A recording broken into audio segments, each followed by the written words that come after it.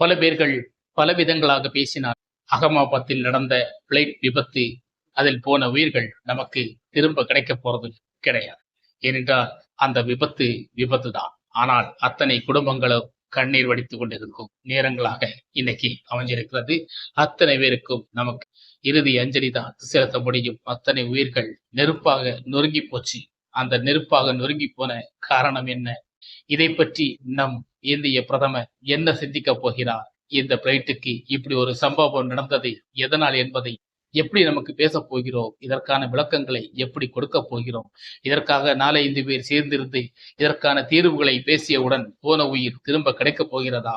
இந்த சம்பவம் எப்படி நடந்தது என்பதை தான் நமக்கு பகிரங்கமாக இங்க பகிர்ந்து கொள்ள போகிறோம். வாங்க ஃப்ரெண்ட்ஸ், நம்ம இந்த வீடியோல பார்க்கலாம்.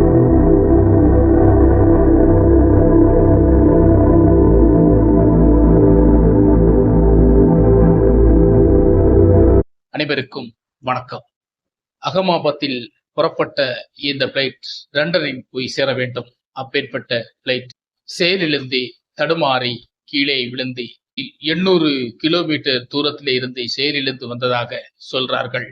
அதில் கீழே விழுந்து வெடித்து சிதறி நெருப்பாக கொதித்த 242 உயிர்கள், அதில் ஒருவர் பிழைத்திருக்கிறார் என்று சொல்கிறார்கள். அவருடைய காணொளியை நமக்கு பார்த்திருக்கிறோம். அவரும் பிழைத்தது போல்தான் இருக்கிறது. ஆனால் மற்ற உயிர்கள் அவர் பிளைட்ல இருந்து எட்டி சாடி இருக்கிறார். இப்படி துணிச்சலோட சாடி அவர்தான் பிழைத்திருக்கிறார். பிளைட்டில் இருந்தவர்கள் அத்தனை பேர் கருங்கி போனார்கள், நொறுங்கி போனார்கள், உருகி போனார்கள். அத்தனை குடும்பங்களுக்கு கண்ணீர் பிடிக்க வல்காத சில விஷயமாக இது பார்க்கப்படுகிறது. இதே சம்பவம், இத்தனை சம்பவம் இன்னும் நமக்கு பல ஜென்மங்களாக இருந்தாலும் பல இந்த மாதிரி காட்சிகள் நம் கண்ணை விட்டு நீங்குவதற்கு அவ்வளோ சுலபமாக இருந்திராது. பெரிய ஒரு வலியை நம் உள்ளங்களுக்கு கொடுத்திருக்கும்.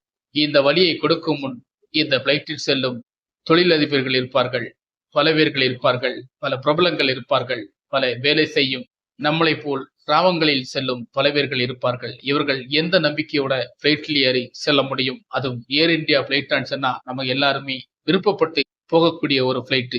இந்த பிளைட்டுக்கு இந்த விபத்து என்றால் அது எப்படி தடுமாறியது, எதற்காக அது கீழே தடுமாறி செயலிலிருந்து விழுந்தது என்று நமக்கு சொல்ல போனால் பல விஷயங்கள், பல வாதங்களை சொல்கிறார்கள்.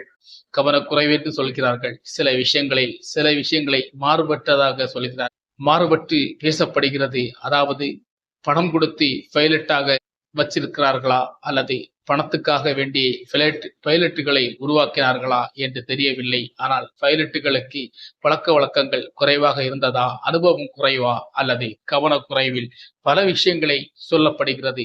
இந்த உயிர்கள், போன உயிர்கள் திரும்ப கிடைக்காது. 242 உயிர்கள், 242 உயிர்கள் அல்ல, 242 குடும்பங்கள். இது ஒரு சொசைட்டி முழுக்க ஒரு ஊரை என்று நம்ம சார்ந்து சொல்லலாம். அந்த அளவுக்கு ஒரு பெரிய ஒரு இதாக இது கருதப்படும் இந்த உயிரின் இதுகள். இதற்கு நம் இந்திய பிரதமர் என்ன பதிலை உரைக்கப் போகிறார்? இந்த பிளைட்டுக்கு இப்படி ஒரு சம்பவம் நடந்திருக்கிறதை பார்த்தால் எப்படி விசாரிச்சு இந்த மாதிரி சில விஷயங்களுக்கு எப்படி நம்ம இந்தியா தீர்வு காண போகிறது அப்படி என்று பல விளக்கங்களை நமக்கு இங்கே ஆணித்தரமாக சொல்ல வந்திருக்கிறோம். ஆனால் அத்தனை நமக்கு எப்படித்தான் சொன்னாலும் 4 பேர் 4 சபையில் இருந்து அது சூத்த இது சூத்த என்று பல விஷயங்களை நீங்கள் பேசிக்கொண்டிருந்தால் போன உயிர் நமக்கு திரும்ப கிடைக்காது என்பதுதான் உண்மை. இவர்கள் பல வலைத்துறைகளை பேசுவார்கள், பல விஷயங்களை விசாரிப்பார்கள். எதற்காக அப்படி நடந்தது, எதற்காக இப்படி நடந்தது, இப்படி பேசக்கூடியவர்கள் என்றால் தன்னுடைய சேனல்களை வளர்த்துவதற்கான சில சோசியல் மீடியாவில் ஒரு ஹைலைட்டான சில விஷயங்களை பேசியதால் அப்படி என்று நல்ல விஷயங்களை எல்லாம் பேசுவார்கள். ஆனால் எது எப்படியோ அது அப்படித்தான் நடந்திருக்கிறது. இதை நம் விதி என்று சொல்வதா அல்லது மதி என்று சொல்வதா, என்னவோ என்று ஏதோ நடந்திருக்கிறது என்பதா நமக்கு சொல்ல முடிகிறது. ஆனால் நிச்சயமாக ஒரு கவனக்குறைவால் இப்படி சம்பவங்கள் நடந்தால் மீண்டும் இதை போன்ற சில விதங்கள் நமக்கு பிளைட்டில் யாத்திரை பண்ணும்போது மக்கள் எந்த நம்பிக்கையோட அதில் செயல்பட முயற்சிப்பார்கள். பயங்கள் அதிகமாக இருக்கும். வலிகள் நிறைந்த ஒரு கதையாக இது இப்போது மாறி இருக்கிறது. இது இன்னும் மறைந்து போகக்கூடிய வழி அல்ல. இது பல ஜென்மங்கள் நம் மனதில் உள்ளத்திலும் நெருங்கி கொண்டிருக்கும் ஒரு தீராத வழியாக இந்த 242 உயிர்கள் நம்மளை நேர்த்திருக்கிறது என்பதுதான் உண்மை. 242 குடும்பங்களுக்கு நமக்கு ஆறுதல் சொல்ல முடியும். அதற்கான விளக்கமும் கிடையாது, பதிலும் கிடையாது. எல்லாத்துக்குமே பணம் தான் பேசும் என்றால் மனிதர்கள் இங்கே மனதோடும் மனநிலையோடு வாழ்வதற்கான சில காலங்கள் இருக்கிறது. அதுல எத்தனை ஜோடிகள், காதல் ஜோடி எத்தனை வாழ்க்கையில் சென்று கணவனை பார்ப்பதற்காக அந்த பிளைட்டில் ஏறி லண்டனுக்கு செல்ல காத்திருந்தவர்கள் அத்தனை பேர் நெருப்பாக நொறுங்கி போனார்கள். செயலிழந்த இந்த பிளைட்டில் ஏறி அவர்கள் விபத்துக்குள்ளாகி அவருடைய வாழ்க்கைகள் குறுகிய வட்டத்துக்குள் மடங்கிக் கொண்டிருப்பதை நமக்கு வேடிக்கையாக மட்டும்தான் பார்க்கிறோம். ஆனால் அதை அனுபவித்திருக்கிற, அதை கண்டிருக்கிற அந்த குடும்பத்தை சார்ந்த அத்தனை பேருக்கு தான் இதோடைய வலிகள் புரியும், வேதனைகளை புரியும் என்பதை நமக்கு தெரிகிறது. அத்தனை உள்ளங்களுக்கும் ஆழ்ந்த இரங்கலை தெரிவித்துக் கொள்வோம். மீண்டும் இதை பற்றி நல்ல ஒரு விசாரணை நடந்து கொண்டிருக்கிறது. இந்த விபத்து எப்படித்தான் நீங்கள் விசாரணை செய்தாலும் இதற்கான முடிவுகள் போன உயிர் திரும்ப கிடைக்காது என்பதுதான் ஒரு முடிவாக இருக்கிறது. ஆனால் இதற்கான முடிவுகள் இன்னும் வேறு விதமாக இருக்க வேண்டும், இதற்கான செயல்கள் வேறு விதமாக செயல்பட வேண்டும் என்பதற்கான ஒரு எண்ணங்கள் தான் இந்த விசாரணை மேற்கொண்டு நடக்கும் என்பது தெரிகிறது. போக போக இதோடைய விசாரணைகள் நமக்கு தெரிய வரும். அப்போது திரும்ப நமக்கு பேசுவதற்கான வாய்ப்புகள் இருந்தால் பேசலாம்.